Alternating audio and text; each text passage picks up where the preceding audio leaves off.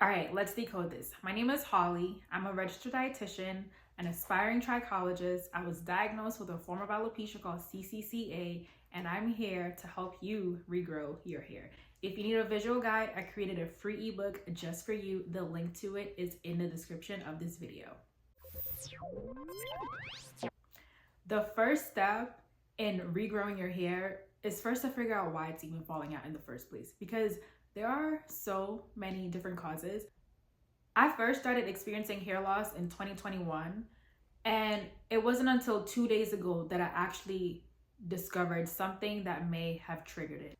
All right, so here are some of the most common causes of hair loss. The first one being stress. Yes, we all know stress can cause hair loss, but not just emotional stress, physical stress too. Any type of physical trauma to your body, like a surgery, a car accident, some type of illness, can cause some type of shift in your hair cycle. And the tricky thing is, it doesn't happen immediately. The next thing is hormones or hormonal conditions or anything that causes some type of hormonal shift in your body, right? So a lot of women experience hair shedding after giving birth, which is literally because of the way in which their hormones are shifting, which I'll talk about in later videos.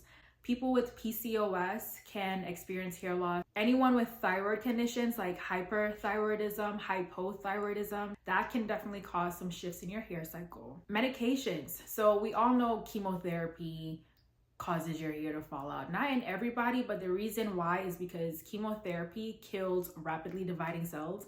And hair, it may not seem like it, but it's actually one of the fastest growing tissues in your body. And so if there's something killing rapidly dividing cells, it's definitely coming for your hair because your hair is a rapidly dividing cell, right? Then there's also antidepressants, birth control, high blood pressure medications, even anesthesia can cause your hair to fall out. Not saying that it will, but it can in some people. And then genetics. Like some people are just sensitive to a hormone called DHT, and that can contribute to hair loss, especially in women. Some autoimmune conditions like lupus can definitely contribute to your hair falling out.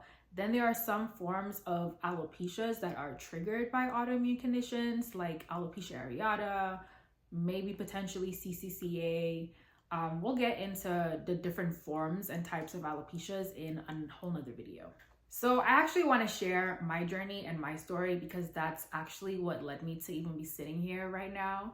I first started experiencing hair loss in 2021, and it wasn't until about 2 days ago that I actually realized what could have triggered it. So in July of 2021, I was in a car accident during rush hour traffic on the highway.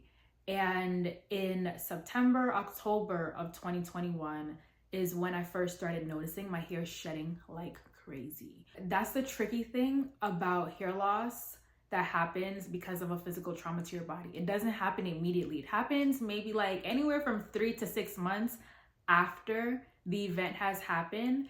And then it won't start to regrow until about 3 to 6 months after the event has kind of ended, right? And this is me talking about like a physical event. If you're experiencing emotional stress and emotional trauma, that's its own thing, which has its own different timeline. And so around September, October of 2021, my hair was just like coming out in clumps that I wasn't used to seeing before. Like it was shedding. Like there was hair coming out my scalp. There was hairs coming out my eyes because I was like, what is happening? Now, in October of 2021, I also started a new job, which was really stressful. And I was like, am I that stressed that my hair is falling out? Like, what is happening? I completely forgot about being in a car accident. I actually had no idea that a car accident could trigger hair loss. It may or may not be what happened. I really just thought about this 2 days ago because I'm taking a trichology course and the teacher mentioned car accident and I was just like, whoa, is that what happened to me?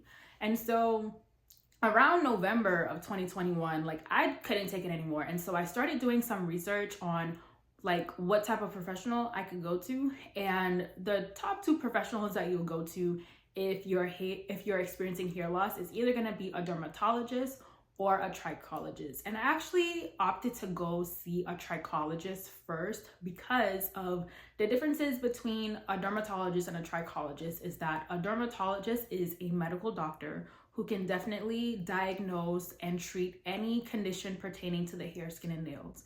and then a trichologist. So trichology is really a paramedical science. It's usually used in conjunction with something else. So typically cosmetologists are the main people that are trichologists. And I didn't go to a dermatologist first because I knew that the dermatologist is basically a doctor and all they're going to do is prescribe me some type of medication. But I did not want to physically touch my hair because it was just heartbreaking to see and I didn't know what to do. And so I chose to go to a trichologist because I knew were going to like wash my hair, treat my hair, style my hair, and give me some tips and tricks as to what I could do. And so that's what I did. And typically what you can expect to happen and what should happen at a trichology office is that they do similarly to what a doctor would do, is they take a full history of you, your health, and all the things happening to you so that they can kind of get to the root cause and understand like what may be going on. And I did that for a couple of months and my hair definitely started growing back, which I was happy about. But what led me to go see a dermatologist is actually the fact that I started observing the ends of my hair. And for the longest while, I've been noticing that the ends of my hair were really, really thin, despite me getting regular and consistent trims. I also noticed that in the center of my hair, like right here, the hair that was growing there was significantly shorter and significantly thinner than the rest of my hair. So I went to the dermatologist because I feel like I still had questions and I wanted some answers. And I'm so glad I did that because when I went, Dr. Moore said, we're gonna do a scalp biopsy. And at first I was like, a scalp biopsy? Like, I only know of like doing a biopsy as it relates to like searching for cancer. I never knew you could biopsy the scalp, but he said like that was gonna be the way to get to the root of what was going on with me specifically. And a few weeks later, I got a call from their office saying I have CCCA, and I was like, what the heck is that? I actually was in denial about having it because if you look at pictures of people with CCCA, like my hair did not look like that at all. But it's because the pictures on Google are of people who have advanced conditions, and I definitely did not have the advanced condition. It was in a very, very, very early stages, which I'm so grateful that I caught it at the time that I did. And so that has landed me on a whole journey, which I have so much more to talk about. Every time I say this, I feel like I'm leaving people hanging because there's so much to talk about and I cannot talk all about it in this video. Really, I just wanted you to understand that if your hair is falling out, there could be one reason, there can be multiple reasons. And you need to know why. Like, you need to unpack, like, you need to get to the root cause, understand why it's happening. I mean, you can, do some thinking on your own based off of like the different reasons I mentioned earlier. But instead of like trying to guess and figure out everything on your own, I definitely recommend seeing either a trichologist or a dermatologist. Just remember that a dermatologist is the only one that can really diagnose and like medically treat you, but a trichologist can also point you in the right direction as well. Now, if you've had any experience with a doctor before, you know that there's different types of doctors, right? There are some that are much better than others. There are some that are more dedicated to helping you than others. There are some that go the extra mile and there are some that don't. I say this for all of the people who may have visited a dermatologist before and left with more questions and answers. If that is you, please just find somebody else. They're not all like that and you deserve answers.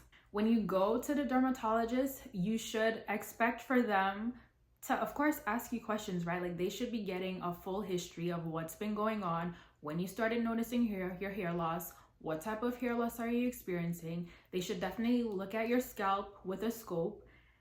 They should do a scalp biopsy, but if they don't, you can request it.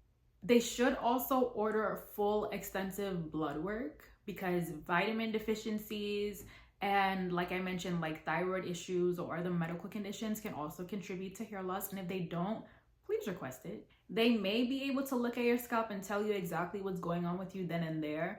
But from what I've heard and from what I've read, a biopsy is the gold standard to really figuring it out instead of just guessing and maybe getting it a little bit wrong.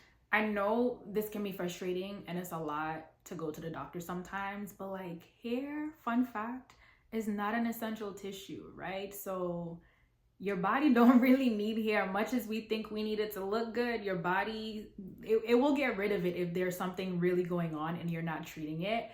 And it is so much easier to treat and to regrow your hair when you do it ASAP, when you catch things early, right? When you wait to the point where there is a massive bald spot in the center of your head or anywhere on your head, that's what makes things a whole lot harder, right? So please, I admonish you to visit a professional, a dermatologist, a trichologist, so you can get some answers. This is just the first step, recognizing the root cause. There are 4 more steps, which I will talk about in future videos. But in the meantime, you can definitely get the ebook that's in the description of this video. And also be sure to subscribe, give this video a thumbs up. And if you have any questions, comment and let me know.